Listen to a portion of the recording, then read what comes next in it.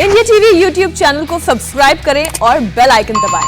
नहीं, अब नहीं बोलेंगे, प्लीज बोलिए। महिला जी Prem Shukla ji please continue sir. हाँ देखिए, आप दबाव में कब जिया करते थे कि आप जाकर चीन के चाइनीज कम्युनिस्ट पार्टी के साथ एग्रीमेंट साइन करके आएंगे और कहेंगे कि हम दबाव में, चीन के दबाव में न जिए। और आपकी इस तरह की स्थिति को पाकिस्तान रोज आपको परमाणु की धमकियां देता था।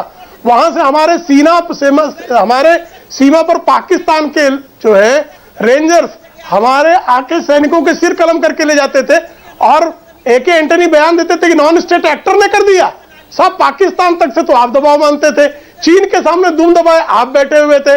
और आज जब भारत जो है अपनी सशक्त और अपनी संप्रभुता को विश्व पटल पर पूरी संप्रभुता के साथ प्रस्तुत कर रहा है, तो जिन लोगों ने चीन के साथ एग्रीमेंट साइन करके चीन के चंदे पर पलने वाली जो शक्तियां हैं उनको पीड़ा हो रही है कि आज भारत भारत क्यों खड़ा है। सुप्रिया जी इस बात का जवाब दीजिए, आज वंस एंड फॉर ऑल इस बात का जवाब दीजिए, क्या कांग्रेस पार्टी चीन के चंदे पर पलती है? आज यूनाइटेड नेशंस जनरल असेंबली में भारत जो है, प्रेम शुक्ला जी ने बहुत ही ताल ठोक कर कहा है इनको कि कांग्रेस पार्टी चीन के चंदे पर पलती है।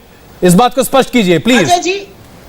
अजय जी आपको ये सवाल पूछते हुए शर्म आनी चाहिए। तो राजीव गांधी फाउंडेशन को तो चंदा आया है ना, लौटा दें। चीन के चंदे पर पलते हैं, मुझे आपकी सोच पर शर्म आती है और इस व्यक्ति की बात का मैं जवाब देना पलते हैं आप, वो तो सामने प्रमाण है, राहुल गांधी चंदा लेकर आया है। सोनिया गांधी बेईमान महिलाएं जो है वो चंदे के लिए किसी भी स्तर पर राष्ट्रीय हितों से समझौता करने वाले लोग हैं। महाबलीपुरम में पूरी दुनिया भली भांति जानती है कि राष्ट्रीय हितों से समझौता करती है वो। सरजमी के अंदर घुसा हुआ है, आज भी चीन हमारे अरे तो दौड़ा भी दिया चीन को।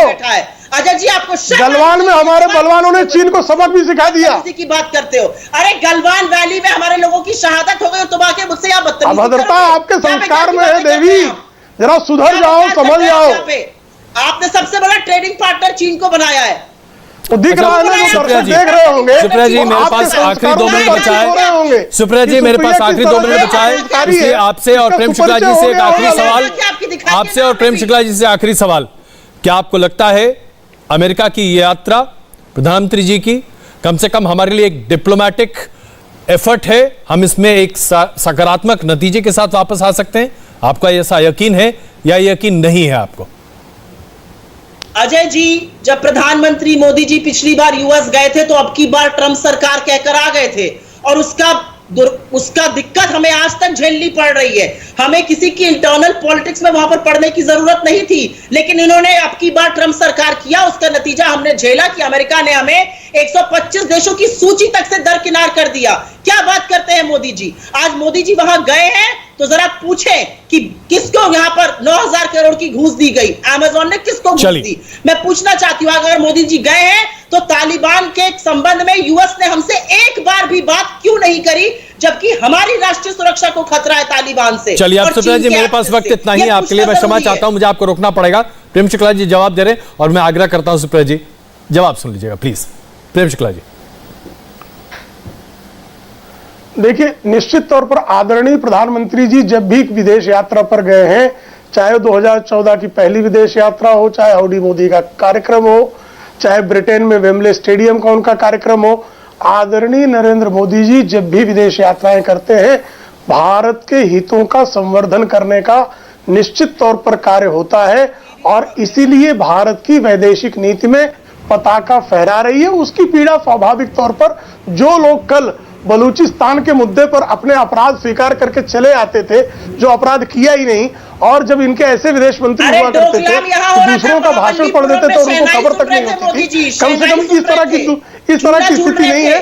भारत सशक्तता के साथ अपने आप को विश्व मंच पर पेश कर रहा है, वो कांग्रेसियों की तरह कुकर्म नहीं कर रहा है। कांग्रेसी कुकर्मों के कारण भारत को निश्चित तौर पर वैदेशिक मामलों में भी विफलताएं झेलनी पड़ी थी। भारतीय राजनयिकों का अमेरिका में कैविटी चेक, जिस तरह से मिसेस खोबरागड़े का कैविटी चेक अमेरिकी राजनयिक होने के बावजूद अमेरिका में राजनयिक पोस्टिंग के समय हुआ था, वैसी आज तक भारत में मैं आप सबका धन्यवाद देता हूं, आप सबका धन्यवाद दे रहा हूं इस चर्चा में शामिल होने के लिए। बहुत धन्यवाद इस चर्चा में शामिल।